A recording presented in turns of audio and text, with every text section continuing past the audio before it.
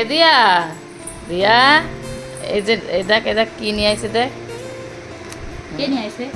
তোর বাবা নিয়ে আসে কালকে রাত্রের বেলা। কার জন্য? তোর জেনের টানছে, সুরাজের জেনের টানছে, আর কি জানছো? আর আইসক্রিম আনিছে। তোমরা খেয়েছো? না কিটকেট খাইনি, দুটো কিটকেট নিয়েছে 70 টাকা, এই জন্য আমরা আর খাইনি।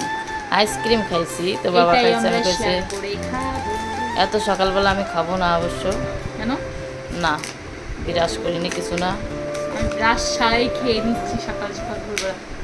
তুই যে লোম সামলাতে পারছিস না, আমিও বুঝতে যাও মা, পারছি। খেয়ে যাও।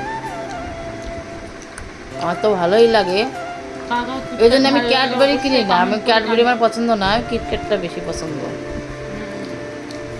আমার বাবা কি দেয় সব খাও।